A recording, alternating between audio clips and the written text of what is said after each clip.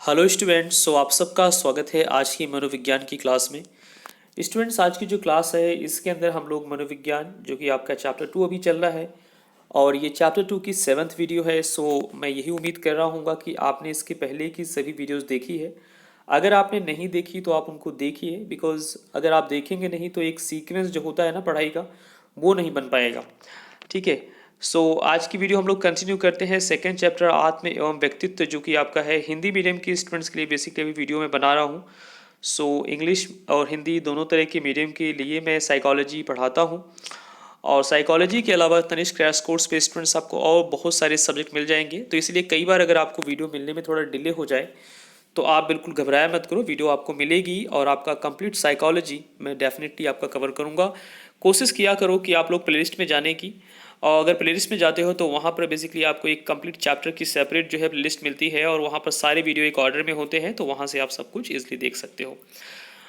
कुछ बातें आपसे मैं करना चाहूँगा स्टूडेंट। साइकोलॉजी मनोविज्ञान क्लास 12th का हिंदी मीडियम, बेसिकली इसे आप नोट्स भी कह सकते हैं। अगर आप इसे साइकोलॉजी का नोट्स कहें या साइकोलॉजी के क्लास को लेके अगर आप बात करें तो ये दोनों ही चीज़ें ठीक रहेगी, बिकॉज इसके अंदर मैं क्या करता हूँ, कंप्लीट आपकी साइकोलॉजी की जो बुक है एनसीईआरटी की, मैं उसी को एक्सप्लेन करता हूँ। ठीक है। और बिल्कुल लाइन टू लाइन एक्सप्लेन करता हूँ। मेरा पर्पज़ है लाइन टू लाइन एक्सप्लेन करने का, इसलिए क्योंकि आपको एक एक चीज़ें जो हैं यहाँ पर इस एनसीईआरटी में आपको समझ में आ जाए। और साइकोलॉजी जो कि आपका सब्जेक्ट है, लेकिन इसे सिर्फ आप लोग मार्क्स लेने के लिए मत पढ़िए, इसे आप इसलिए पढ़िए कि जो है आपको ज्ञान का जो अर्जन है, जो आपका उद्देश्य है ज्ञान बटोरना, पहले आप ज्ञान बटोरे, साइकोलॉजी को आप समझें। ठीक है। जो भी पर्टिकुलर टॉपिक है उसको समझें, अपने रियल लाइफ से कनेक्ट करें, अपने सराउंडिंग से कनेक्ट करें, है ना, उसकी इंपॉर्टेंस को समझें। और अगर आप ऐसा कर पाते हैं तो निश्चित रूप से साइकोलॉजी पढ़ने में आपको आनंद भी आएगा और साथ ही साथ मार्क्स लेना बहुत ही आसान होगा, क्योंकि मार्क्स लेना वो सेकेंडरी होता है, मेरा ऐसा मानना है। सबसे पहला है नॉलेज को लेना, उसके बाद उस नॉलेज को अपने रियल लाइफ में इम्प्लीमेंट करना, तो डेफिनेटली आप मार्क्स ले सकते हैं। आज की जो बेसिकली क्लास है स्टूडेंट्स, इसके पहले जो हमने पढ़ा था ये इसके ऊपर के हमने इन टॉपिक्स को कवर किया था। ठीक है। जिसके अंदर हमने आपको 5 अवस्थाएं बताई थी, 5 अवस्था सिद्धांत, 5 स्टेजेस थ्योरी जो मैंने समझाया था। और आई होप कि आपने देखा है, तो मैं इस पर दोबारा से नहीं जाना चाहूँगा। तो आज की जो बेसिकली क्लास है उसके अंदर हम लोग बात करेंगे पाश्चात्य फ्रायडवादी उपागम। पाश्चात्य फ्रायडवादी उपागम कहने का मतलब यहाँ पर ये है कि एक ऐसा अप्रोच, उपागम का इंग्लिश अर्थ होता है अप्रोच। अभी आपने फ्रायड के अलग अलग जो है उनके तरीकों को आपने समझा है इस मनोविज्ञान विषय में, इसके टॉपिक में। तो कुछ पास्ट फ्रायडवादी उपागम है, कुछ ऐसे अप्रोचेज आए हैं, कुछ ऐसे तरीके, ऐसे सिद्धांत, ऐसी थ्योरीज आई हैं जो कि फ्रायड के बाद आई हैं। उन जो है साइकोलॉजिस्ट का जो पर्टिकुलर सिद्धांत है या जो थ्योरी है, तो उसी को ही कहा गया है पास्ट फ्रायडवादी उपागम। ठीक है। उसके अंतर्गत हम कुछ बातें ऐसी देखेंगे जो बेसिकली जो अपने फ्रायड मनोवैज्ञानिक थे उनसे उनके उनके मतलब उनको सपोर्ट करते हुए, और कुछ हम देखेंगे जो कि उनके बिल्कुल अपोजिट है, बिल्कुल उनके विपरीत है। तो उसी चीज़ को हम इस क्लास में समझेंगे।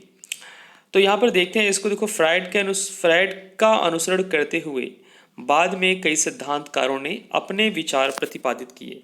मतलब फ्रायड का ही अनुसरण करते हुए, मतलब उन्हीं के अंडर में रहते हुए कुछ मनोवैज्ञानिकों ने, कुछ जो है उन्हीं के सहकर्मी ने अपने विचारों को भी क्या किया, प्रतिपादित किया। इनमें से कुछ सिद्धांतकारों ने आरंभ में फ्रायड के साथ मिलकर काम किया, किंतु आगे चल करके उन्होंने मनोविश्लेषणात्मक सिद्धांत की अपनी व्याख्या प्रस्तुत की। ठीक है। जैसे होता नहीं कि हम लोग किसी के साथ काम कर रहे होते हैं, लेकिन हमें ऐसा लगता है यार कि इनके जो सिद्धांत हैं, इनके जो तौर तरीके हैं, एक समय बाद हमको लगता है हमसे मेल नहीं खाते, या इनके कुछ तरीके जो बिल्कुल मतलब वो एक पर्टिकुलर पक्ष को लेके है ना। तो उस समय हम क्या करते हैं, अपने सिद्धांतों को लेके आते हैं और अपनी बात रखते हैं उनसे हट करके, उनसे अलग होकर के। तो कुछ इसी तरह से हम यहाँ पर समझ पा रहे हैं। कह रहे हैं इन सिद्धांतकारों ने नव विश्लेषणवादी अथवा पाश्चात्य फ्रायडवादी कहा गया, और इनको कहा गया नव विश्लेषणवादी, मतलब जो नए विश्लेषण देने वाले हैं उनको, या पाश्चात्य फ्रायडवादी कहा गया। कह रहा है इन्होंने फ्रायड से भिन्न जिससे कि इन्हें फ्रायड से भिन्न समझा जा सके। इन सिद्धांतों की विशेषता यह है कि इसमें ईड की लैंगिक और आक्रामक प्रवृत्तियों की भूमिका और अहम के संप्रत्यत के विस्तार को कम महत्व दिया गया है। बात समझ पा रहे हैं?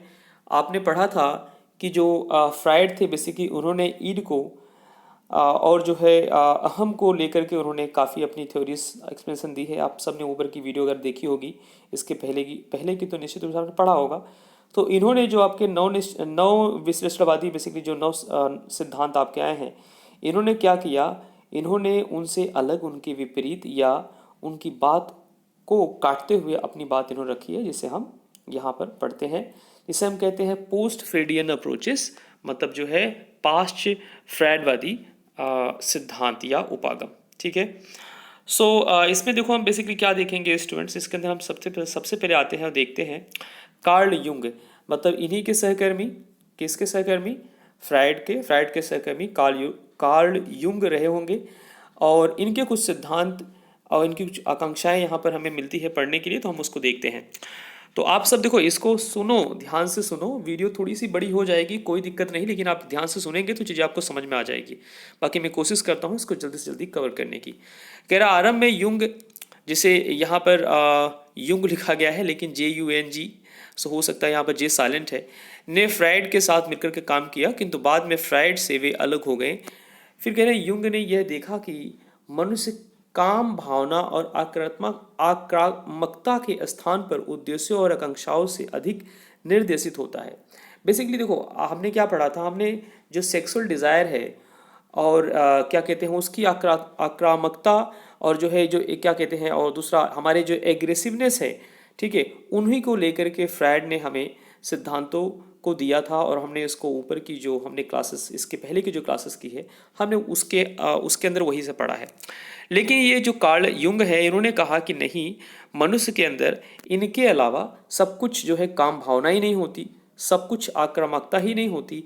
इसके अलावा इनके स्थान पर उन्होंने क्या किया, उद्देश्यों एवं आकांक्षाओं से अधिक निर्देशित होते हैं। उन्होंने बताया कि जो मनुष्य होते हैं वो अपने उद्देश्य, जैसे आपका क्या उद्देश्य है पढ़ने का, या आपके जीवन का क्या उद्देश्य है, और हमारी आकांक्षा क्या होती है, हम क्या बनना चाहते हैं, क्या करना चाहते हैं, उनसे भी निर्देशित होते हैं, उनसे भी हम दिशा लेते हैं, और उनसे भी हम कहीं ना कहीं एक्साइटेड होते हैं, प्रेरित होते हैं। ऐसा किसका कहना है? युंग का कहना है। तो आप इसमें अपनी समझदारी डालिए और इसको जस्टिफाई करने की कोशिश कीजिए, क्या ये सही बात है? तो ऑफकोर्स सही बात है स्टूडेंट्स, कि अगर हम देखें तो क्या सभी व्यक्ति के अंदर वो सेक्सुअल डिज़ायर ही नहीं होती है ना, सभी व्यक्ति मतलब लड़ाकू ही नहीं होते, आक्रामकता सबके अंदर इतनी ज़्यादा नहीं पाई जाती। लोगों का कुछ उद्देश्य भी होता है, जैसे मेरा भी कुछ उद्देश्य है, मैं आप सबको पढ़ाता हूँ तो मेरा कुछ उद्देश्य है, ठीक है, मेरी भी कुछ आकांक्षाएं हैं, उसी तरह से आपकी भी है, ठीक है। काम भावना या जिसे सेक्सुअल डिज़ायर कहते हैं, वो भी एक अलग स्तर का एक लेवल है, वो भी होता है, सभी के अंदर होता है, लेकिन उसका हाई एंड लो होता है। लेकिन जो फ्रायड का जो सिद्धांत था, उन्होंने सिर्फ और सिर्फ उन्हीं पे डिस्कशन किया था, ठीक है।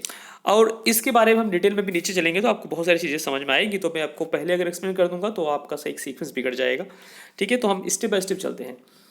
तो इन्होंने कहा, उन्होंने व्यक्तित्व का अपना एक सिद्धांत प्रतिपादित किया, जिसे विश्लेषणात्मक सिद्धांत या विश्लेषणात्मक मनोवैज्ञानिक सिद्धांत कहा गया।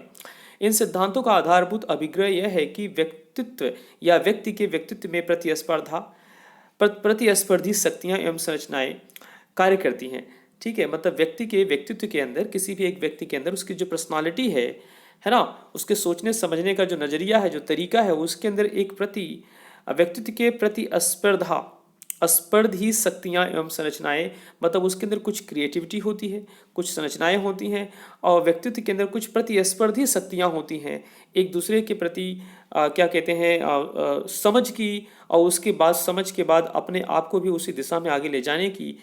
तो ये भी चीज़ें होती हैं, कार्य करती हैं, न कि व्यक्ति और समाज की मांगों अथवा वास्तविकता के बीच कोई द्वंद्व होता है, ठीक है। तो ये कह रहे हैं कि ऐसा नहीं होता कि जो समाज की मांग है और जो वास्तविकता है उसके बीच कोई द्वंद्व होता है। यहाँ पर इन्होंने कहा है, यहाँ पर बल दिया इन्होंने कि युंग ने बेसिकली उन्होंने ये कहा है कि जो है हम मनुष्य बेसिकली हमारे उद्देश्य कुछ होते हैं, हमारी आकांक्षा होती है, हम उसको पूरा करने के लिए भी प्रेरित होते हैं। फिर कह रहे हैं युंग ने ये दावा किया है कि इस प्रकार का सामूहिक अचेतन कलेक्टिव अनकॉन्शियस इसे कहते हैं होते हैं, जिसमें आद्य रूप, इसे हम आर्कटाइप कहते हैं, आर्कटाइप कहते हैं, अथवा आद्य प्रतिमाएं होती हैं। ये व्यक्तिगत स्तर पर अर्जित नहीं की जाती बल्कि वंशागत होती हैं। ध्यान समझिएगा, ईश्वर अथवा धरती माता आदि प्ररूप के अच्छे उदाहरण हैं। आदि प्ररूप मिथकों, स्वप्नों और मानव जाति की सभी कलाओं में पाए जाते हैं। यूं का यह विचार था कि आत्म एकता और एकात्मकता के लिए प्रयास करती है।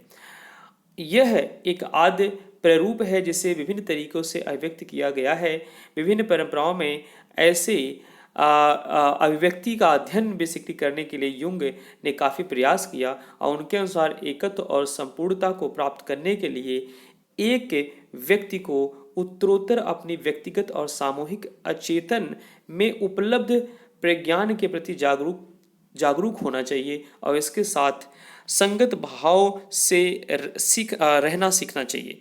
ठीक है, सो स्टूडेंट्स देखो, इसका तात्पर्य यहाँ पर ये है जो युंग ने बेसिकली हमें दिया है।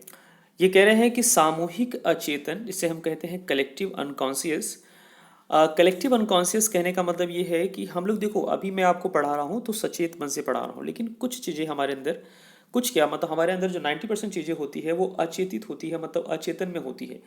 जैसे मेरे सांस का लेना, मेरे बॉडी के अंदर ब्लड का मूवमेंट होना, और तमाम जो क्रियाएं हैं, मेरे फूड का डाइजेशन, या आप सबके जो भी बॉडी के अंदर जो भी चीज़ें होती हैं जिसे आप जो अचेतन रूप से होती है, जैसे बालों का बढ़ना, ये तमाम चीज़ें अपने बॉडी के अंदर कैसे होती है, अचेतन रूप से होती है। तो इन्होंने ये कहा है, समझाया है कि हमारे जो एक सामूहिक अचेतन को लेकर के, जिसमें आद्य प्ररूप अथवा आद्य प्रतिमाएं होती है, मतलब हमारे कुछ इष्ट होते हैं जिसे हम ईश्वर का नाम दे सकते हैं, या धरती माता आदि प्ररूप के अच्छे उदाहरण होते हैं।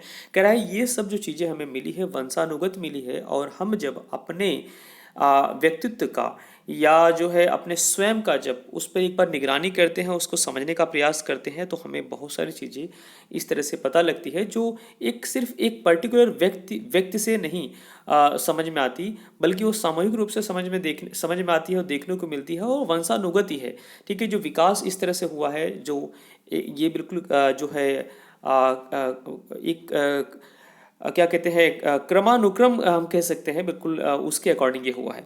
ठीक है स्टूडेंट्स, तो इस तरह से उन्होंने समझाया, अपनी थ्योरी को उन्होंने इस प्रकार से पेश किया है। नेक्स्ट जो आपकी आते हैं, इनका नाम है कैरेन हार्नी।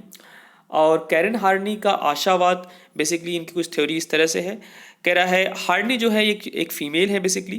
कह रहा हार्नी फ्रायड की एक अन्य अनुयायी थी, और ये भी फ्रायड के साथ में सहकर्मी थी, जिन्होंने फ्रायड के आधारभूत सिद्धांतों से भिन्न एक सिद्धांत विकसित किया। मतलब इन्होंने फ्रायड से एक भिन्न सिद्धांत इन्होंने भी अपना विकसित किया। उन्होंने मानव समृद्धि और आत्मसिद्धि पर बल देते हुए मानव जीवन के एक आशावादी दृष्टिकोण को प्रस्तुत किया है ना। मतलब इन्होंने मनुष्य के जीवन में एक आशा के दृष्टिकोण को प्रस्तुत किया है, और जबकि फ्रायड का क्या था, वो जस्ट काम के प्रति उनका पूरा दृष्टिकोण था। हार्नी का प्रमुख, और उन्होंने बेसिकली जो है मेल पे ही सारी बातें बोली थी, पुरुष पे ही सारी बातें बोली थी, स्त्री पे कोई बातें नहीं बोली थी।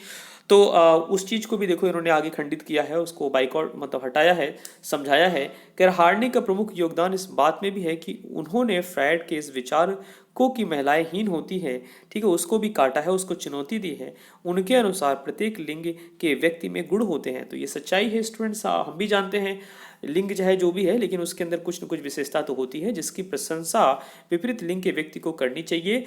अब प्रशंसा करे न करे वो तो अलग बात है, लेकिन समझनी जरूर चाहिए कि उसके अंदर विशेषता है कि नहीं है। तो मैं ऐसा मानता हूँ, ठीक है।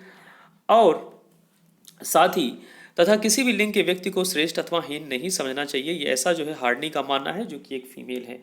मतलब इन्होंने पूरी तरह से फीमेल का सपोर्ट किया है, जो कि फ्रायड ने नहीं किया था। प्रतिरोध स्वरूप उनका यह विचार था, और उन्होंने इसी में जो है अपना जो एक प्रतिरोध है, उसी को काटते हुए, उसी का प्रतिरोध बनाते हुए उनका एक ऐसा विचार था कि महिलाएं जैविक कारकों की तुलना में सामाजिक और सांस्कृतिक कारकों से अधिक प्रभावित होती हैं। और उनका ऐसा मानना है हार्नी का, ये वास्तविक सच्चाई भी है, कि जो महिलाएं होती हैं वो अपने जैविक कारकों का मतलब, जैसे उन्होंने सेक्सुअल डिजायर को लेके सारी बात कर दी थी, है ना, किसने, फ्रायड ने। लेकिन उन्होंने कहा महिलाएं जो जैविक कारक हैं इनके अलावा, क्योंकि जो काम की इच्छा होती है वो एक जैविक कारक है, इनके अलावा, इनकी तुलना में महिलाएं जो हैं वो सामाजिक और सांस्कृतिक कारकों से अधिक प्रभावित होती हैं। बिल्कुल हम देखते हैं अपने समाज में, है ना, उन्होंने यह तर्क प्रस्तुत किया कि मनोवैज्ञानिक विकार बाल्य अवस्था की अवधि में, इसे हम विशुद्ध अंतर्व्यक्तिक संबंधों से कहते हैं, डिस्टर्ब इंटरपर्सनल रिलेशनशिप के कारण उत्पन्न होते हैं। कह रहा है अगर कुछ डिस्टर्बेंस होती है, इसे कहते हैं मनोवैज्ञानिक विकार, तो बेसिकली अगर उसकी शुरुआत अगर हुई है तो बाल्य अवस्था से शुरू हो जाती है। आपने देखा होगा अगर कोई बिगड़ैल है, कोई बच्चा बिगड़ गया है या किसी गलत दिशा में वो भटक गया है, तो वो जब उस पर स्टडी की जाती है ऐसे लोगों पर, तो हमें ये देखने को मिलता है उसकी जो शुरुआत है वो बाल्य अवस्था से हुई थी ऐसी। कह रहा है यदि माता पिता का अपने बच्चे के प्रति व्यवहार उदासीन, हतोत्साहित करने वाला और अनियमित होता है तो बच्चा असुरक्षित महसूस करता है, जिसके परिणाम स्वरूप वह एक ऐसी भावना जिसे मूल दुश्चिंता हम कहते हैं, बेसिक एंग्जाइटी कहते हैं, उत्पन्न उसके अंदर होती है। इस दुश्चिंता के कारण माता पिता के प्रति बच्चे की एक गहन अमकर्ष और मूल आक्रामकता घटित होती है। ठीक है, ऐसे कुछ माँ बाप, अगर आपके पेरेंट्स अच्छे हैं, डेफिनेटली अच्छे ही मोस्टली होते हैं अगर हम अपने भारत देश की बात करें तो, लेकिन हमें जो है बेसिकली ये जो स्टडी है ये वर्ल्ड वाइड है, ये बेसिकली आपके जो साइकोलॉजिस्ट हैं ये आपके सब वेस्टर्न है, तो ये सभी अलग अलग कल्चर्स को लेकर के, अलग अलग संस्कृति को लेकर बेसिकली ये चीज़ें यहाँ पर थ्योरी लिखी गई है। तो कुछ माँ बाप ऐसे भी होते हैं जो अपने बच्चे के व्यवहार को लेकर उदासीन होते हैं, उनको फ़र्क ही नहीं पड़ता बच्चा क्या कर रहा है क्या नहीं कर रहा है, और हतोत्साहित इस तरह से हतोत्साहित करने वाला अनियमित होता है, मतलब उनके व्यवहार बच्चों को हतोत्साहित करने वाले होते हैं, मतलब कुछ अच्छे नहीं होते हैं। और इस दिशा में जब चीज़ें होती हैं तो वो बच्चा निश्चित रूप से क्या होता है, उसके अंदर एक दुश्चिंता भर जाती है, एक बेसिक एंग्जाइटी होती है, तो वो अपने माँ बाप को कहीं उस तरह से जो है सम्मान नहीं देता, बल्कि जो है मौका पड़ने पर उनसे ही लड़ जाता है या और भी गलत कदम उठा लेता है। तो ये चीज़ें हमें देखने को मिलती है, लेकिन इसका भी रिजल्ट, इसका भी रीज़न होता है जब पेरेंट्स कुछ इस तरह से होते हैं। करा अत्यधिक प्रभुत्व और उदासीनता का प्रदर्शन करने और अत्यधिक अथवा अत्यंत कम अनुमोदन प्रदान कर माता पिता बच्चों में एकाकीपन और असहायता की भावना उत्पन्न करते हैं, जो उनके स्वास्थ्य विकास में बाधक होता है। कह रहा है इस तरह से अगर उदासीनता अधिक होती है, जैसे मान लेते हैं कि आप अपने घर का ही, अपना खुद का एग्जांपल ले लो, जैसे आप पढ़ रहे हो नहीं पढ़ रहे हो, आप बाहर आ रहे हो जा रहे हो, आपने खाना खाया नहीं खाया, किससे बात कर रहे हो, क्या कर रहे हो, है ना, आपके जीवन में क्या हो रहा है, अगर आपके माता पिता इस चीज़ों को ध्यान नहीं रखते हैं तो उसे कहा जाता है उदासीन होना। मतलब आपके पेरेंट्स क्या हो गए हैं, आपके प्रति उदासीन हो गए हैं, न्यूट्रल हो गए हैं, उनको फ़र्क नहीं पड़ता आप क्या कर रहे हो क्या नहीं कर रहे हो, आप कहाँ आ रहे हो कहाँ जा रहे हो, कभी कोई लाड कभी दुलार कुछ नहीं आपको मिलता, या आपके जीवन में किस तरह से चीज़ें घटित हो रही है उसकी समझ नहीं, है ना। तो इस तरह से कहा जाता है उदासीन, न्यूट्रल हो जाना। जब पेरेंट्स न्यूट्रल हो जाते हैं तो बच्चा निश्चित रूप से एक मूल दुश्चिंता में चला जाता है। जो मूल दुश्चिंता में चला जाता है तो निश्चित रूप से वो गलत कदमों को उठाएगा, और गलत कदमों को उठाएगा तो उससे जो है निश्चित रूप से एक विकार हमें देखने को अपने समाज में मिलता है। तो ये चीज़ बेसिकली किसने कहा, ये चीज़ जो है कैरन हार्नी ने कहा, जो कि आशावादी विचार को लेके इन्होंने अपनी थ्योरी दी है। इसके बाद नेक्स्ट आपके मनोवैज्ञानिक आते हैं, इनका नाम है अल्फ्रेड एडलर। सो अल्फ्रेड एडलर देखो ये क्या समझाते हैं हमें, कह रहा है जीवन शैली एवं सामाजिक अभिरुचि को लेकर इन्होंने बेसिकली जो है हमें बातें बताई है अपनी थ्योरी में। ठीक है, कह रहा है एडलर के सिद्धांत को व्यष्टि या व्यक्तिगत मनोवैज्ञानिक इंडिविजुअल साइकोलॉजी के रूप में अगर हम जाने तो ज़्यादा बेहतर है, यह जाना जाता है। कह रहा उनका आधारभूत अभिग्रह यह है कि व्यक्ति का व्यवहार उद्देश्यपूर्ण और लक्ष्योन्मुख होता है। मतलब उनका जो आधार ये है कि किसी व्यक्ति का जो व्यवहार होता है, ठीक है, जैसे मान लेते हैं आप अभी स्टडी कर रहे हो, मेरी वीडियो को देख रहे हो, तो ये भी आपका व्यवहार है। व्यवहार सिर्फ वही नहीं है कि जो आप बेसिकली अपने माता पिता के प्रति करते हो, समाज के प्रति करते हो, आप जो कुछ भी कर रहे हो वो सब आपके व्यवहार में आते हैं। और ये बात अल्फ्रेड एडलर ने समझाई हमें बहुत अच्छे से। देखो इनकी बात को और आप ध्यान से समझो। इन्होंने कहा कि उनका आधारभूत अभिग्रह यह है कि व्यक्ति का व्यवहार उद्देश्यपूर्ण एवं लक्ष्योन्मुख होता है। जैसे आप वीडियो देख रहे हो तो निश्चित रूप से आपके कुछ लक्ष्य हैं, और मैं वीडियो आप लोग को बना रहा हूँ, रिकॉर्ड करके दिया हूँ, तो निश्चित रूप से मेरा भी कुछ लक्ष्य है। कह रहा है ये भी मेरा एक व्यवहार है। कह रहा हम में से प्रत्येक के चयन करने और सृजन करने की क्षमता होती है, और हम में से हर एक व्यक्ति में अपने व्यवहार को चयन करने, ठीक है, और उसको सृजन करने, उसको आगे ले जाने, उसको प्रोसेस करने की एक अलग अलग क्षमता होती है। कह रहा है इससे मान लेते हैं यूट्यूब है, यूट्यूब में जो है बहुत सारी चीज़ें आती हैं, लेकिन आप कैसे हैं, आपका जो व्यवहार है, आपका जो बिहेवियर है कैसा है। आप यूट्यूब में सर्च कर रहे हो साइकोलॉजी की क्लास 12 की हिंदी मीडियम की क्लास, या class 12 psychology Hindi medium notes, और आपको मेरी वीडियो मिलती है, आप जो है वीडियो को देखते हो, समझते हो, पढ़ते हो, लेकिन वहीं दूसरा बच्चा कुछ और भी मतलब जो अनवांटेड चीज़ें हैं उनको सर्च करता है और उनको लेके व्यस्त होता है। तो वो दो अलग अलग व्यवहारों की तरफ हमें समझा रहा है। तो वो बेसिकली किस पे डिपेंड करता है, वो हमारे चयन को भी डिपेंड करता है। ऐसा हमें ये समझा रहे हैं एडलर ने।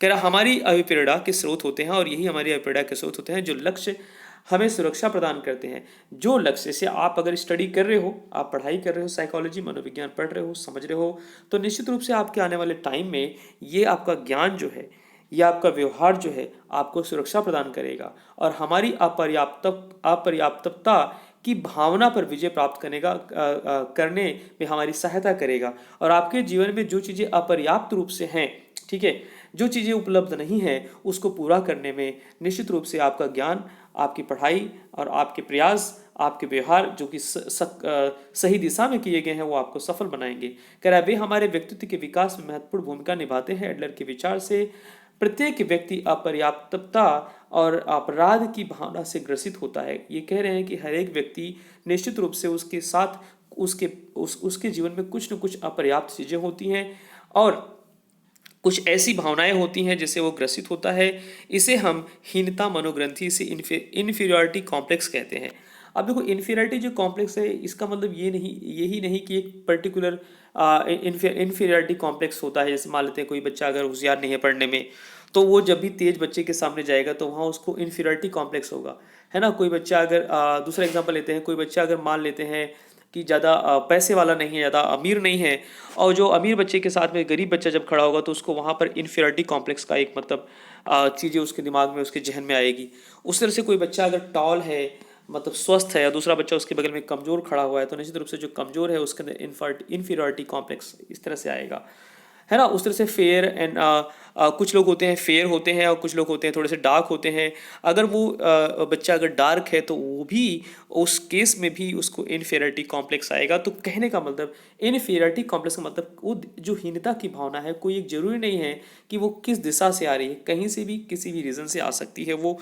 तो कोई बंदा परफेक्ट नहीं होता है, जैसा कि आप जानते हैं। तो वही ये कह रहे हैं इसे हम हीनता मनोग्रंथि इन्फीरियरिटी कॉम्प्लेक्स के नाम से जानते हैं, जो बाल्यावस्था में उत्पन्न होती है। इस मनोग्रंथि पर विजय प्राप्त करना इष्टतम व्यक्तित्व विकास के लिए आवश्यक है। तो दोस्तों, मेरे विद्यार्थियों, मेरे प्यारे स्टूडेंट्स, आप सबसे मैं यही कहना चाहूँगा, आपके जीवन में अगर कुछ ऐसी घटना घटी हो या घटती हो या घट रही हो, तो आप क्या कर सकते हैं, अपने व्यक्तित्व, अपनी पर्सनालिटी का विकास कीजिए और ऐसी घटनाओं से उभर करके ऊपर आइए। क्योंकि साइकोलॉजी देखो हमें बहुत सारी चीज़ें सिखाता है, इन्हीं के साथ साथ हमें अपने व्यक्तित्व को किस तरह से उभारना है या किस तरह से ऊपर ले जाना है, ये भी हमें समझाता है।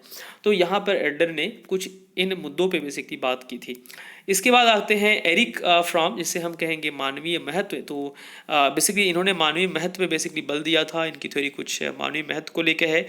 सो इन्होंने कहा कि फ्रायड की जैविक उन्मुखता की तुलना में, मतलब हमने देखा था फ्रायड ने क्या किया था, जितनी भी थ्योरी इन्होंने दी थी वो सब जैविक चीज़ों को लेकर थी। मतलब उसके अंदर आपकी ईड हो गया और आपका अहम हो गया, आत्म हो गया, इन पे उन्होंने बेसिकली डिस्कस किया था। और जो है बेसिकली लिबिडो जो उन्होंने लास्ट जो डिस्कस किया था, वो उनका एक सर्टन गोल था, वहाँ पर डिस्कस करने का उद्देश्य, लक्ष्य था।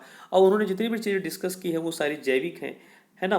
तो यहाँ पर जो एरिक हैं, ये वही कह रहे हैं कि फ्रायड के सिद्धांत की जैविक उन्मुखता की तुलना में फ्रॉम ने अपना, ठीक है, जो कि एरिक फ्रॉम हो गए इनका पूरा नाम, कह रहा है, ने अपना सिद्धांत सामाजिक उन्मुखता के संदर्भ में विकसित किया। इन्होंने कहा कि जो आपकी जीवन में चीज़ें घटित हो रही हैं वो सामाजिक रूप से ज़्यादा क्या कहते हैं, उसका झुकाव सामाजिक दिशा में ज़्यादा है। उन्होंने मनुष्यों को मूल रूप से सामाजिक प्राणी कहा, और जो कि हम वास्तविकता भी यही है, हम सभी सामाजिक प्राणी हैं। समाज से हमको बहुत कुछ सीखने को मिलता है। और या हम ऐसा कहें कि सब कुछ हम समाज से सीखते हैं तो भी गलत नहीं रहेगा। कह रहा सामाजिक प्राणी है, माना जाता है कि जिसको दूसरे लोगों से उसके संबंधों के आधार पर समझा जा सकता है। उन्होंने यह तर्क दिया कि समृद्धि और समता की उपलब्धि जैसे मनोवैज्ञानिक गुण, स्वतंत्रता की इच्छा, जैसे डिजायर्स ऑफ फ्रीडम, या न्याय और सत्य के लिए संघर्ष, striving for justice and truth, के परिणाम स्वरूप उत्पन्न होते हैं। तो ये बहुत सारी चीज़ें हमें अपने समाज में देखने को मिलती है। कह रहा है फ्राम का विचार यह है कि चरित्र विशेषक व्यक्ति दूसरे के साथ हमारे होने वाले अनुभव से विकसित होते हैं। कह रहा हमारे जो चरित्र होते हैं वो दूसरों के साथ जो अनुभव होते हैं उससे भी हम विकसित उसको कर लेते हैं। कहने का मतलब ये है, कोई आपका फ्रेंड है, ठीक है, अगर उसके साथ कुछ जीवन में ऐसी घटनाएं घट रही हैं तो आप ऐसा जरूरी नहीं कि वो आपके साथ घटना घटी तभी आप समझे, आप उसके जीवन में घटना घट रही है तो उसके बेसिस पे भी आप एक्सपीरियंस ले सकते हैं, समझ सकते हैं और ज्ञान अर्जन कर सकते हैं। जैसे मान लेते हैं अभी कोई घटना किसी पर्टिकुलर इंडस्ट्री में अगर हो रही है तो उस चीज़ को आप समझ सकते हो, आप उससे एक्सपीरियंस ले सकते हो, आपके समाज में क्या हो रहा है, और उस हिसाब से आप जो है उस दिशा में जाने से पहले आप जो है सही सोच विचार का इस्तेमाल करेंगे जरूर। ठीक है, एक समाज विशेष में जिस प्रकार की रीतियाँ और प्रथाएं अस्तित्व में होती हैं वही समाज की संस्कृति के स्वरूप प्रदान करती हैं।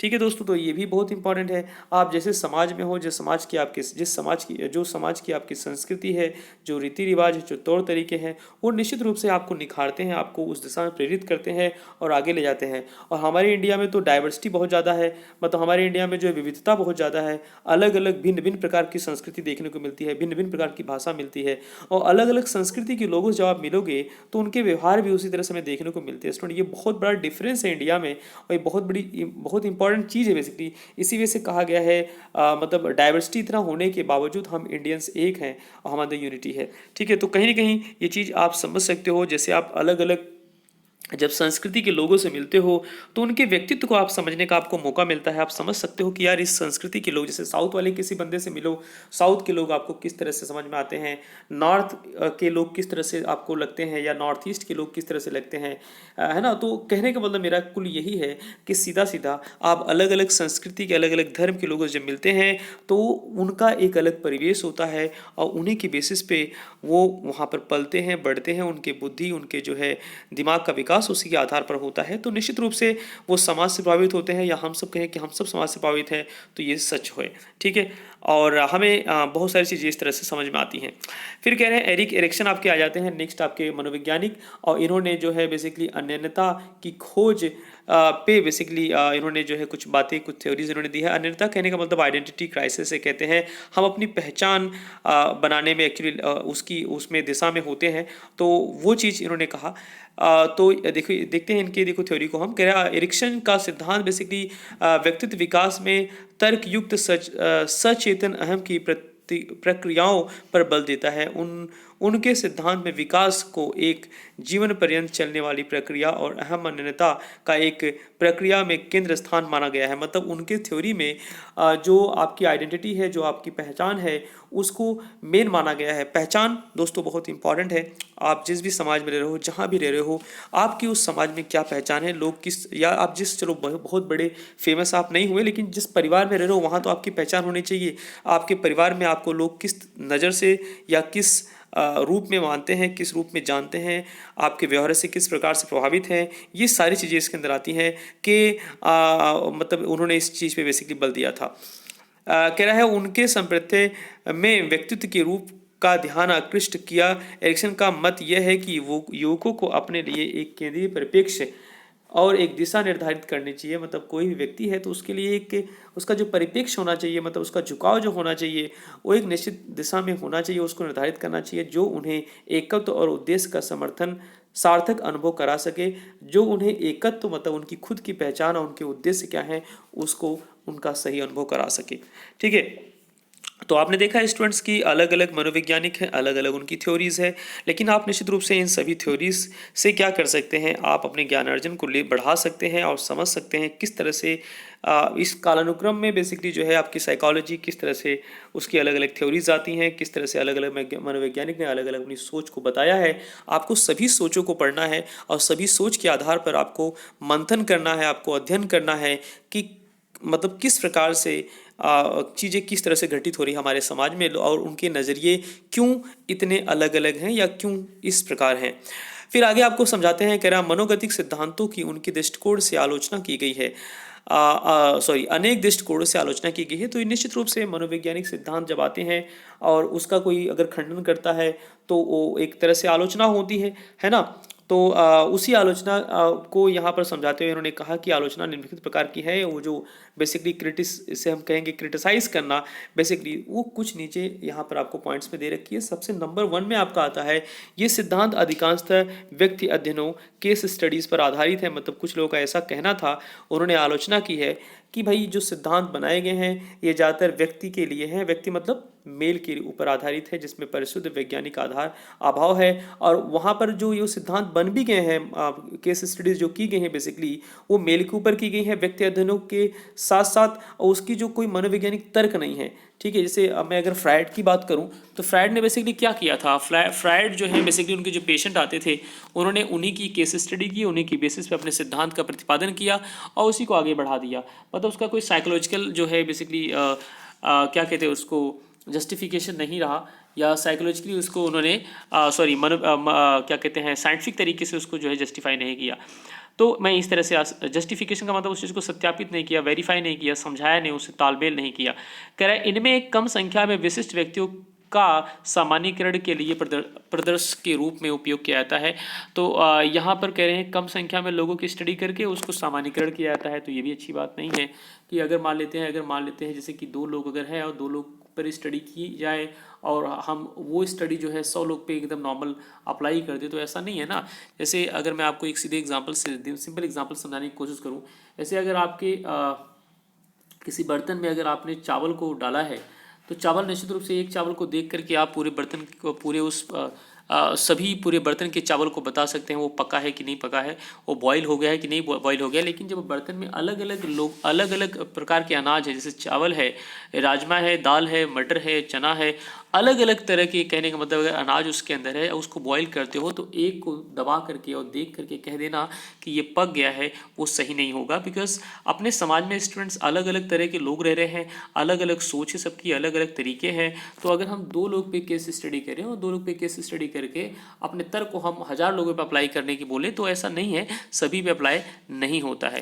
मेरी बात समझ रहे हो ना बच्चों? मैं आपको कहना क्या चाहता हूँ, मैं समझाना क्या चाहता हूँ, मैं यही समझाना चाहता हूँ कि जो भी यहाँ पर तर्क बेसिकली दिए गए हैं वो एक केस स्टडीज़ हैं और केस स्टडी 2 पे करके उस पे 1000 लोगों के लिए एप्लीकेशन बेस बना दिया गया है, जो कि सही नहीं है। ऐसा ये बेसिकली यहाँ पर ड्रॉबैक्स मिलता है, कमियाँ मिलती है, जो कि आलोचना के रूप में देखी जाती है। यहाँ पर तीसरा बिंदु उन्होंने कहा कि राय संप्रत्युत उचित ढंग से परिभाषित नहीं किया गया है और वैज्ञानिक परीक्षण को उनको प्रस्तुत नहीं किया गया है। तो ये चीज़ भी हमें देखनी। सो यहाँ देखो संप्रत्युत का मतलब क्या होता है। संप्रत्युत को हम इंग्लिश में जानते हैं, इसको कंसेप्ट कहते हैं। कंसेप्ट का मतलब एक तरह से आपका उद्देश्य क्या है, आपकी अंडरस्टैंडिंग क्या है।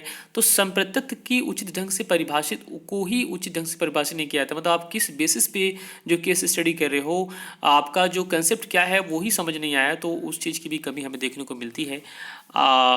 उसकी भी आलोचना की गई है। फ्रायड ने मात्र पुरुषों का मानव व्यक्तित्व के विकास आदि स्वरूप से प्रोटोटाइप के रूप में उपयोग किया है। उन्होंने महिलाओं के अनुभव और परिप्रेक्ष्यों पर ध्यान नहीं दिया है। तो स्टूडेंट्स आपको बताऊं, यहाँ पर फ्रायड की अगर हम बात करें तो उन्होंने बेसिकली जो है पुरुषों पे ही अध्ययन किया है। मतलब पुरुष 2-4 पुरुष पे उन्होंने केस स्टडी की जो उनके खासकर पेशेंट हुआ करते थे और उन्हीं पे स्टडी करके जो उन्होंने सारी थ्योरीज बता दी। तो ये चीज़ भी सही नहीं है, क्योंकि इसका रीज़न है कि सभी मनुष्य, अगर हम 2 की स्टडी करें और 2 की स्टडी करने के बाद हमने ये पाया कि उनके अंदर कामुकता है, उनके अंदर सेक्सुअल डिज़ायर है, तो आपके वेस्टर्न कल्चर में ऐसा रहा होगा, हमारे यहाँ पर ऐसा नहीं है, तो हम आपकी थ्योरी को क्यों माने, है ना।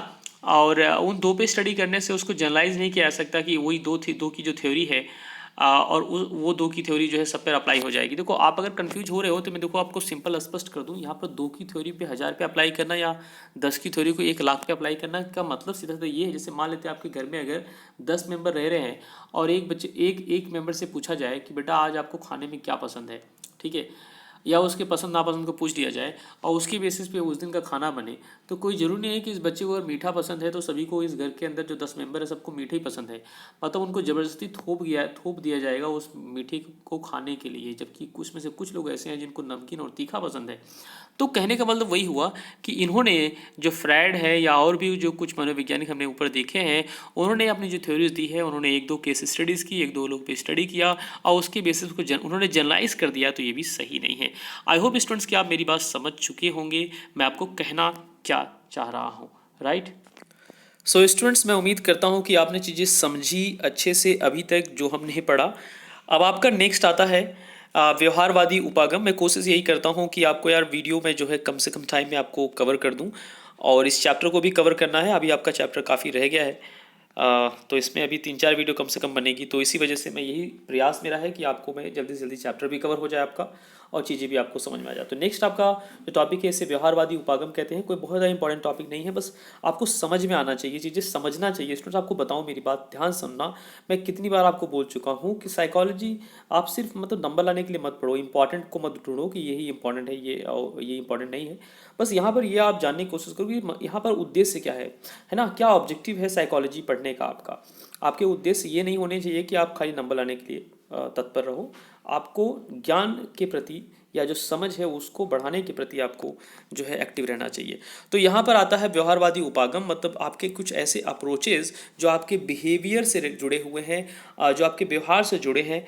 तो उस चीज़ को लेके यहाँ पर हम बात करेंगे। देखो, व्यवहार का मतलब क्या होता है। व्यवहार का मतलब आप समाज में किस तरह से, या परिवार में किस तरह से, या अपने पास पड़ोस में किस तरह से उठते हैं, बैठते हैं, चलते हैं, या किस तरह से बातें करते हैं, किस तरह से कोई एक्शन लेते हैं या रिएक्शन करते हैं, वही आपका व्यवहार होता है। व्यवहार का मतलब ये नहीं है कि जो आपके मन में चीज़ें चल रही हैं वो आपका व्यवहार है। निश्चित रूप से जैसा मन में चलेगा उसी हिसाब से आप व्यवहार करेंगे, लेकिन हम बाहर के व्यवहार को देखना चाह रहे हैं। जैसे मान लेते हैं पॉलिटिकल पार्टीज़ में आप देखते हो जो बेसिकली जो लीडर्स होते हैं वो क्या करते हैं, उनके मन में एक दूसरे के प्रति नफरत होती है, लेकिन फिर भी उनका व्यवहार क्या होता है, उनका व्यवहार दिखावे के रूप में कितना अच्छा होता लगता है ना। तो उसे कहेंगे, जैसे मोदी जी हैं अपने, है ना, तो उनका व्यवहार मतलब विरोधी दल उनको गाली दे रहा है, उनको बहुत कुछ कर रहा है, लेकिन उनका व्यवहार देखो कितनी सभ्यता से वो उस चीज़ को हैंडल करते हैं। तो कहने का मतलब मेरा ये है कि यहाँ पर व्यवहार उपागम को हम डिटेल में समझेंगे, अच्छे से समझेंगे, एक एक चीज़ को समझेंगे। तो हम चलिए शुरू करते हैं। कह रहा है यह उपागम मतलब ये जो अप्रोच है, ये जो तरीका यहाँ पर है, व्यवहार की आंतरिक गति को महत्व नहीं देता। मतलब आपके अंदर क्या गति है उसको नहीं महत्व देता। व्यवहारवादी परिभाषा, या मतलब कहें कि इसकी जो परिभाषा है प्रेक्षणीय एवं मापन योग होनी चाहिए। कैसी होनी चाहिए? प्रेक्षणीय होनी चाहिए, मतलब उसका हम उसको ऑब्जर्व कर सके, उसको हम ऑब्जर्व करने के साथ साथ मतलब उसका प्रेक्षण कर सके, और उसको हम मेजर कर सके, उसको माप सके। में विश्वास करते हैं। ऐसा कौन कह रहा है? जो भी व्यवहारवादी परिभाषा जिन्होंने दिया है वो कह रहे हैं कि व्यवहारवाद की परिभाषा वो आंतरिक गति से नहीं है, बल्कि जो है वो प्रेक्षणीय और मापन योग्य प्रदत्त है, इनमें विश्वास करता है या उनको महत्व देता है। कह रहा है इस प्रकार वे उद्दीप अनुक्रिया संयोजक के अधिगम और उनके प्रबलन पर बल देते हैं। मतलब उद्दीप अनुक्रिया मतलब आप किस तरह से रिएक्शन करते हैं। अनुक्रिया मतलब रिस्पांस आपका होता है, या रिएक्शन किस तरह से, मैंने आपको कुछ कहा तो किस तरह से आपने मुझे जवाब दिया, वो आपका व्यवहार होता है। उनके अनुसार पर्यावरण के प्रति की गई व्यक्ति की अनुक्रिया के रूप में ही व्यक्तित्व को सर्वोत्तम प्रकार से समझा जाता है। अब इनके अनुसार, किनके अनुसार? जिन्होंने व्यवहार की परिभाषा बेसिकली दी है, उनके अनुसार पर्यावरण में मतलब हमारे सराउंडिंग में आप किस तरह से रिस्पॉन्स करते हैं, किस तरह से आप जो है रिएक्ट करते हैं, वो चीज़ ज़्यादा इंपॉर्टेंट होती है। उसी को इसमें सर्वोत्तम रखा गया है आपकी व्यक्तित्व के हिस्से में। अनुक्रिया की विशेषता में परिवर्तन के रूप में ही वे विकास को समझते हैं। अर्थात कोई व्यक्ति नए पर्यावरण और उद्दीपकों के प्रति की गई अनुक्रिया द्वारा ही नया व्यवहार सीखता है। ठीक है, तो मेरी बात आप समझने की कोशिश कीजिए। जैसे मान लेते हैं आप नई जगह जा रहे हैं, तो नई जगह जा रहे हैं तो उस नई जगह जाने के बाद आप किस तरह से उस जगह के मतलब चीज़ों को रिस्पॉन्स करते हैं या रिएक्शन करते हैं। उस पर्टिकुलर जगह में जैसे लोग मिलते हैं उनके प्रति क्या आपका व्यवहार होता है, किस तरह से रिएक्ट करते हैं। जैसे मान लेते हैं किसी आप ऐसे व्यक्ति से मिल जाते हैं जो आपकी भाषा नहीं समझता, तो उस जगह पर उस पॉइंट पर कैसे आप रिएक्ट करेंगे? क्या आपकी भाषा नहीं समझता उसका मजाक उड़ाएंगे, क्या उसको आप प्रयास करेंगे उसको समझाने का अपने तरीके से, या आप उसकी भाषा को जानने की कोशिश करेंगे वो कौन सी भाषा उसकी है। तो कहने का मतलब यहाँ पर यह है आपके जो रिस्पॉन्सेज होते हैं, आपके जो इस पर्यावरण में या इस आपके सराउंडिंग में जो आपके बेसिकली रिस्पॉन्स होते हैं या जो आपके रिएक्शंस होते हैं, उसे व्यवहार के अंतर्गत रखा गया है और उसे सर्वोत्तम रखा गया है आपके व्यक्तित्व के हिस्से में। अधिकांश व्यवहारवादियों के लिए व्यक्तित्व की संरचना इकाई, जिसे हम अनुक्रिया कहते हैं, रिस्पांस होती है। तो निश्चित रूप से मैं भी यही मानता हूँ कि भाई रिस्पांस जैसा होगा उसी को हम व्यवहार के रूप में जानते हैं। कह प्रत्येक अनुक्रिया मतलब हर एक आपका जो रिस्पांस होगा, इसमें आपसे कोई क्वेश्चन करूंगा तो जितने भी मुझे आप जवाब देंगे, जो भी आपके जवाब देने का तरीका होगा, है ना, मुझसे बात करने का तरीका होगा, वो सारा रिस्पांस में आएगा। एक व्यवहार है जो किसी विशिष्ट आवश्यकता को संतुष्ट करने के लिए प्रकट की जाती है। जैसे कि आप जानते हैं कि हम भोजन सॉरी आप जानते हैं कि हम भोजन इसलिए करते हैं क्योंकि हमें भूख लगी रहती है, किंतु भोजन के संदर्भ में हम बहुत चयनात्मक होते हैं। बात समझने की कोशिश कीजिएगा। आप ये चीज़ जानते हैं, आपको पता है कि हम भोजन इसलिए करते हैं बिकॉज हमें भूख लगती है तो हम भोजन करते हैं, लेकिन भोजन को लेकर के हम बहुत चूजी होते हैं, बहुत चयनात्मक होते हैं। और अगर मान लेते हैं कि आपको भोजन अगर मिल जाए या जो है भोजन में ऐसी चीज़ आपको मिले जो चीज़ आपको पसंद ही ना हो, है ना, मतलब ऐसी सब्जी मिल जाए जो आपको पसंद नहीं है, आपको भूख तो लगी है लेकिन फिर भी आप खाएंगे नहीं या खाएंगे तो बहुत कम खाएंगे, तो यहाँ पर क्या, यहाँ पर जो आपने अभी दिखाया इसे कहेंगे आपका रिस्पॉन्स, आपका व्यवहार ये कहेंगे। उदाहरण उन्होंने लिया है बहुत अच्छा सा, कह रहे हैं एक बच्चा अनेक प्रकार की सब्जियां खाना पसंद नहीं करता, बराबर। हम अपने बचपन में हमने देखा है, आपने भी देखा होगा, हो सकता है आपके साथ अभी भी ऐसा हो रहा हो, लेकिन मेरे साथ तो ऐसा नहीं होता, मैं तो सभी सब्जियां खाना पसंद करता हूँ। तो ये कह रहे हैं जैसे कि पालक, लौकी, करेला इत्यादि, किंतु धीरे धीरे मान लेते हैं ये जो बच्चा है वो पालक खाना पसंद नहीं करता। ऐसा देखा गया है बच्चे लौकी खाना कम पसंद करते हैं, चलो लौकी अगर पसंद भी कर लेते, लौकी में जिसे दिल्ली में घिया कहते हैं, ठीक है। और खासकर बच्चे करेला खाना पसंद नहीं करते हैं। लेकिन यहाँ पर इस इन इन चीज़ों को हम कहेंगे एक तरह से रिस्पॉन्स करना। लेकिन जैसे जैसे वो बच्चा बढ़ता है अपने परिवार में और उसके पेरेंट्स जो हैं उस बच्चे को समझाते नहीं बेटा करेला खाने के फ़ायदे क्या हैं, क्यों इम्पॉर्टेंट है, या उसको उत्साहित करते हैं, या उस बच्चे से बोलते हैं कि आप अगर करेले की सब्ज़ी खाओगे तो मैं तुम्हें जो है घुमाने ले चलूँगा, या क्या कहते हैं एक चॉकलेट खिलाऊंगा, है ना, मतलब कुछ इस तरह से उनको प्रोत्साहित करना। वो बच्चा धीरे धीरे क्या करता है, उस सब्जी को खाना सीख जाता है। तो आप आगे देखेंगे, वही आपको एग्जाम्पल के बेस को आगे लेके समझाना चाह रहे हैं। कह रहा है व्यवहारवादी उपागम के अनुसार बच्चा आरंभ में इन सब्जियों को अपने माता पिता से प्रशंसा के प्रबलन के लिए खाना सीख सकता है या सीखते हैं, बाद में इन सब्जियों को खाना अंततः सीख लेता है। वो फाइनली जो बच्चा शुरू में उसको एक कुछ प्रलोभन दिया जाता है सब्जी खाने के लिए, लेकिन बाद में वो सब्जी खाना सीख जाता है। और फिर वो जब सब्जी खाता है तो न सिर्फ वो माता पिता के कहने की वजह से खाता है, बल्कि उसको स्वाद भी आना शुरू हो जाता है। तो या उसको सब्जी वो क्यों खा रहा है, उसके महत्व क्या है, उसको ये भी समझ में आ जाता है, तो उसका रिस्पॉन्स भी उसी हिसाब से बदल जाता है। बल्कि इस कारण से भी उन्होंने इन सब्जियों का स्वाद लग गया और वे इन सब्जियों को अच्छा समझते हैं। अतएव व्यवहार को संगठित करने वाली केंद्रीय प्रवृत्ति जैविक और सामाजिक आवश्यकता में कमी है, जो व्यवहार को ऊर्जित या उत्प्रेरित करती है। यह स्थिति तब उत्पन्न होती है जब अनुक्रियाएं व्यवहार प्रबलित होती हैं। कहने का मतलब जो आपके रिस्पॉन्सेस होते हैं अगर वो बहुत प्रबल हैं तब ऐसी चीज़ हमें देखने को मिलती है। ये कह रहे हैं कक्षा 11 में आपने जो है काफ़ी चीज़ें पढ़ी हैं, जिसके अंदर हम बात करते हैं क्लास 11th में आपने इंपॉर्टेंट चीज़ें कुछ पढ़ी, जैसे कि आपका प्राचीन अनुबंधन, जैसे पावलोव का आपने कंडीशनिंग थ्योरी अपने पढ़ी होगी, क्लासिकल कंडीशनिंग, है ना, पावलोव की आपने थ्योरी पढ़ी होगी, आपको याद होगा, इसमें वो डॉग को लेकर के स्टडी कर रहे होते हैं, कुत्ते को लेकर के, जिसके अंदर स्लाइवा सिक्रेशन, उसके जो है लार ग्रंथि से जो लार्वा जो निकलना है उसको लेकर उन्होंने स्टडी किया था। तो उस चीज़ को ये समझा रहे हैं, कह रहे हैं। उसके बाद ये कह रहे हैं कि आपने 11th क्लास में पढ़ा है नैमित्तिक अनुबंध से हम इंस्ट्रूमेंटल कंडीशनिंग कहते हैं, जो आपने देखा होगा रैट के ऊपर बेसिकली स्किनर ने एक स्टडी किया था, बहुत फेमस रहा है इनका भी, पावलोव जैसे। उसके बाद प्रेक्षणात्मक अधिगम जिसे हम बंदूरा का सिद्धांत कहते हैं, तो उन्होंने ऑब्जर्वेशन को ऊपर बेसिकली स्टडी किया था।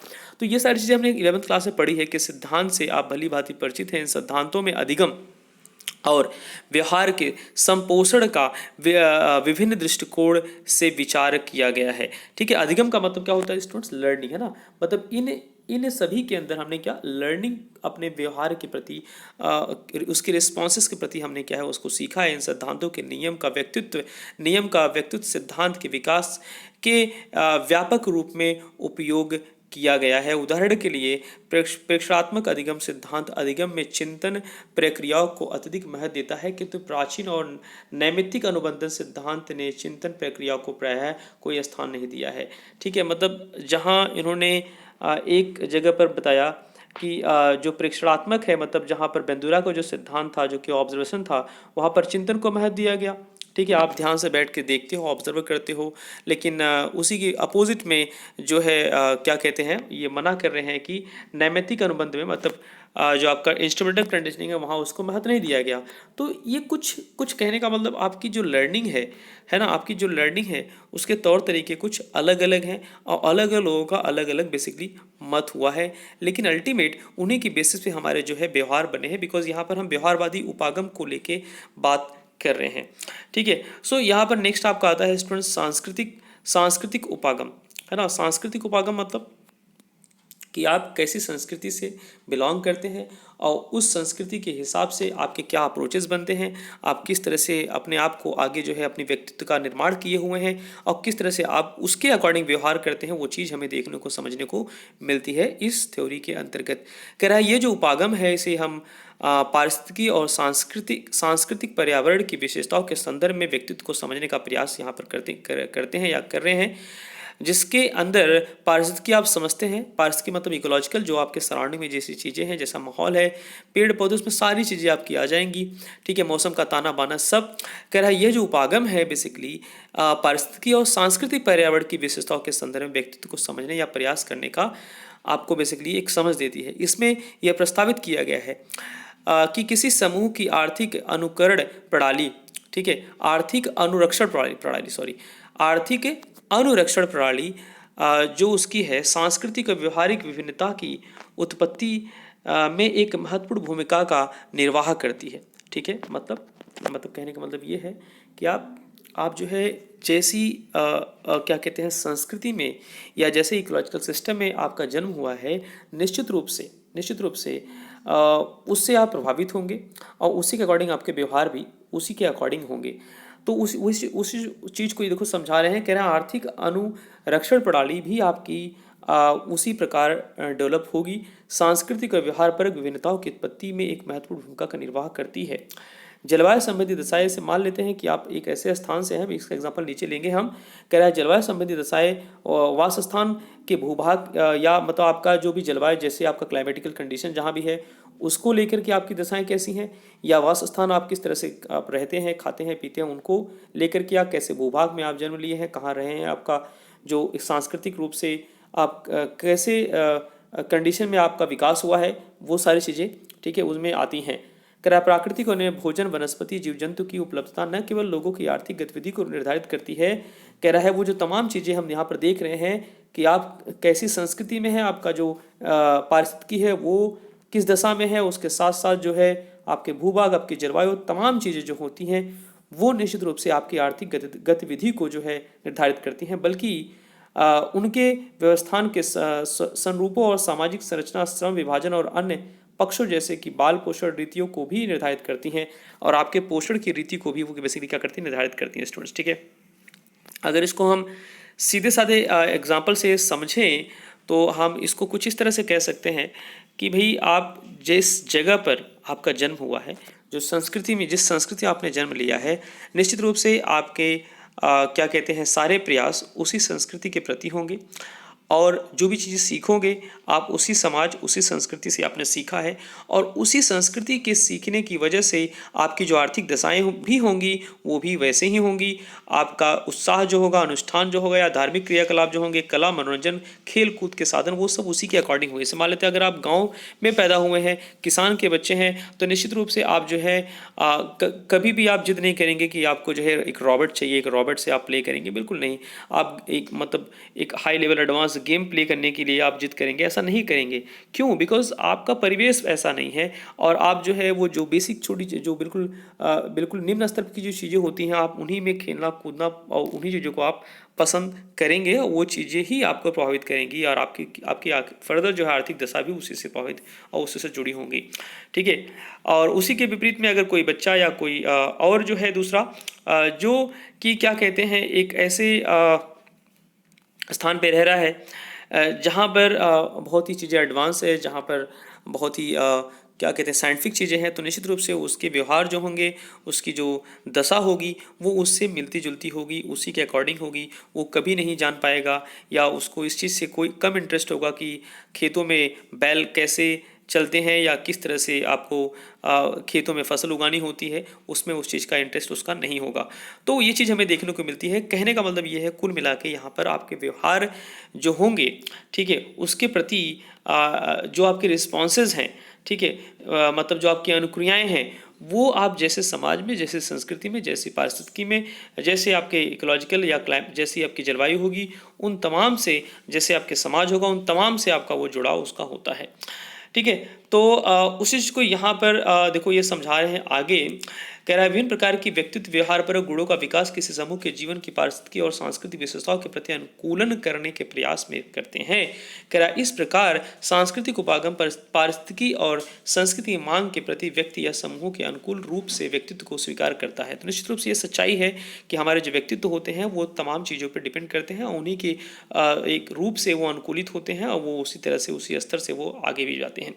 फिर अगला ये कह रहे हैं कि सांस्कृतिक उपागम के इन पक्षों को एक महत्वपूर्ण उदाहरण से समझाया जा चुका है। तो यहाँ पर इन्होंने एक उदाहरण भी लिया है, तो हम इनके उदाहरण को देखते हैं। जैसे कि आप जानते हैं कि विश्व की जनसंख्या का एक बड़ा भाग जो है वन और पर्वतीय क्षेत्रों में रहता है ना, जिसकी जीवन की आधारभूत साधन जो है शिकार करना है, संग्रह करना है, बराबर। मतलब विश्व के एक बड़े हिस्से समुदाय में, बड़े से हिस्से में लोग क्या करते हैं, वो शिकार करते हैं या जो है जंगलों में रहते हैं, ठीक है, या पर्वतीय क्षेत्रों में रहते हैं। तो वहाँ पर उनका जो बेसिकली जो एक क्या कहते हैं, उनका आधारभूत साधन जो है शिकार करना है, संग्रहण करना है, और उसी की बेसिस पे वही उनकी आर्थिक गतिविधि है, उसी की बेसिस पे उनका जीवन यापन होता है।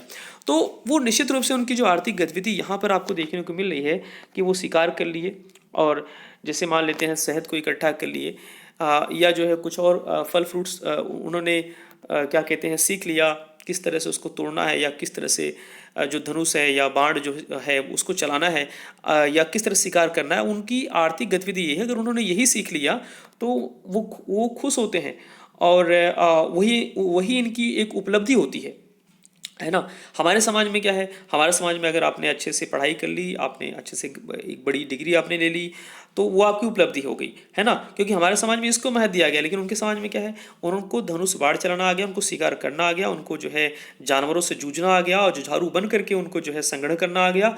तो निश्चित रूप से उनकी आर्थिक गतिविधि वही है, और उनमें उनको उसी में ही संतुष्टि मिलेगी। ठीक है। तो अब ऐसा इन सब चीज़ों से जब वो गुजरेंगे तो उनको बहुत सारी दिक्कतें भी उनके सामने आएगी, है ना, और उन दिक्कतों का वो सामना करने के लिए जो है लड़ेंगे, समझेंगे, और धीरे धीरे धीरे धीरे वो जो है उस स्तर तक पहुंच पाएंगे कि वो अपनी आर्थिक गतिविधि को बैलेंस कर सके, वो चीज़ों को इकट्ठा कर सके। तो ये आपने क्या यहाँ पर देखो समझा, यहाँ पर यही समझा जिस तरह से अभी हम अपने जीवन में क्या करते हैं, एक एक चीज़ को सीखते हैं, और हमारे जो अपने जीवन के उद्देश्य हैं, सीखना, पढ़ाई करना, और चीज़ों को अलग अलग विषयों को समझना, उसकी एक नॉलेज रखना, फिर उसको पास करना, ये हमारी उपलब्धि। लेकिन उनकी उपलब्धि कुछ और होती है, बिकॉज हमें जो है इनके बेसिस पे हमारी आर्थिक गतिविधि जो है डिपेंड करती है, लेकिन उनके साथ में ऐसा कुछ नहीं है। तो वो बेसिकली डिपेंड करता है उनके उस सराउंडिंग पे, उनके उस क्या कहते हैं पारिस्थितिकी पर, है ना। वही उनका क्या कहते हैं आर्थिक गतिविधि होती है। तो देखो आगे आपको समझा रहे हैं, कह रहा है छोटी छोटी टोलियों में एक वन से दूसरे वन में सतत भ्रमण ऐसे लोग करते हैं, और फलों, कंदों, कुकुरमुत्तों और जो है शहद आदि वन उत्पादनों का संग्रह ये करते हैं। और विरहोर समाज में बच्चों को आरंभिक वर्षों में ही जो है घूमने और शिकार करने की, वन उत्पादन का संग्रह करने की कौशल को सीखने की पर्याप्त स्वतंत्रता दी जाती है। मतलब उनको इनके जो बच्चे होते हैं उनको बचपन में सारी चीज़ें की एक स्वतंत्रता होती है, और वो सीखने में सक्षम हो पाते हैं।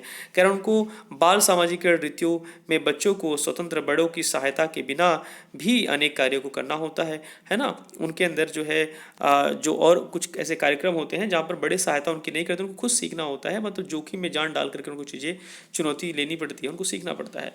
लेकिन उसी के विपरीत अगर कृषक समाज में कोई बच्चा अगर जन्म लिया है, तो वहाँ पर उसके जो व्यवहार होंगे वो कुछ उससे विपरीत होंगे। जो बच्चा वहाँ पर वन में जन्मा है उससे विपरीत होंगे। तो ये निश्चित रूप से क्यों ऐसा हुआ है, ऐसी चीज़ें हमें इसलिए देखने को मिलती है बिकॉज उसका जो एक जो पारिस्थितिकी है, उसका जो एक पर्यावरण है वो डिफरेंट है, अलग है ना। जैसे कि कृषक परिवार में आपने देखा होगा कि जो है सामाजिकरण ऐसे बच्चे जो होते हैं वो बच्चों का सामाजिकरण एक बहुत अलग तरीके से होता है। और कृषक परिवार के जो बच्चे होते हैं वो आज्ञा पालन वाले होते हैं, छोटों के प्रति पोषण का भाव उनका होता है, छोटों के प्रति भी अच्छे सम्मान का भाव होता है, अपने कर्तव्य के प्रति उत्तरदायित्व को समझते हैं।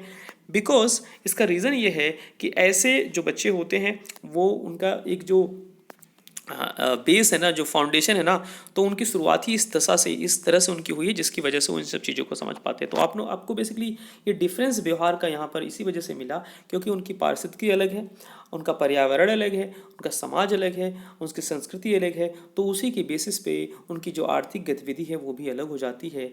तो स्टूडेंट्स यहाँ पर बेसिकली व्यवहार के बारे में हमने अभी सीखा है। तो आई होप कि चीज़ें आपको क्लियर हो रही होंगी कि क्या है आपके साइकोलॉजी में। और मैं आपको बताऊँ इस चैप्टर में आपने जो ऊपर पढ़ा है वो सबसे ज़्यादा इंपॉर्टेंट चीज़ें थी जो मैं आपको पहले ही पढ़ा चुका हूँ। नीचे कुछ कुछ ऐसी बातें आपको मिलेंगी जो कहीं ना कहीं आपके साइकोलॉजी के ज्ञान को बढ़ाएंगे, लेकिन अगर हम आपको बताएं कि जो है जो इस चैप्टर से एग्ज़ाम के पॉइंट ऑफ व्यू से जो चीज़ें इंपॉर्टेंट थी आपके ऊपर ही हैं। और नीचे जो है पॉइंट वाइज, मतलब इसे कहते हैं वन लिनियर वाले क्वेश्चंस नीचे आ जाएंगे, एमसीक्यू क्वेश्चन नीचे बन सकते हैं। तो आप नीचे को भी अच्छे से पढ़ेंगे। मेरा तो मानना ये है कि साइकोलॉजी को आप पूरी तरह से एक अच्छे क्या कहते हैं समझ के साथ पढ़े, न कि सिर्फ मार्क्स लेने की स्ट्रैटेजी अपने दिमाग के अंदर बनाए। ठीक है स्टूडेंट्स, तो मैं उम्मीद करता हूँ कि क्लास 12 की साइकोलॉजी आपको समझ में आ रही है। और चैप्टर नंबर 2 आपका मनोविज्ञान का, जो कि हिंदी मीडियम के विद्यार्थियों के लिए है, कक्षा 12 का, ये जो है हमने कवर किया है। 7वीं वीडियो आज हम कंप्लीट हुई है। और अभी देख रहे हैं आपका चैप्टर कुछ इतना बड़ा है, ठीक, कई पेजेस आपके 6 to 7 पेजेस अभी आपके हैं। तो अभी मेरे ख्याल से कम 3 से 4 वीडियो बनेगी जो कि बड़ी होगी, 4 वीडियो बनेगी जो कि बड़ी होगी 45 से 50 या 1 घंटे की, तब जाके आपका चैप्टर कवर हो पाएगा। वीडियो को स्टूडेंट पूरा देखा करो, अदरवाइज़ मेरी मेहनत का उतना रिजल्ट नहीं मिल पाएगा जो मैं आपको देना चाहता हूँ। आप सबको अपना रखना ध्यान student. Till then you have to take care of yourself and thank you so much for watching this video. And please share, अपने दोस्तों में ज़रूर शेयर करें, और मेरी बाकी वीडियो भी आप देखें, बिकॉज मैंने आप सब के लिए बहुत प्रयास किया हुआ है students. Till then take care and thank you so much.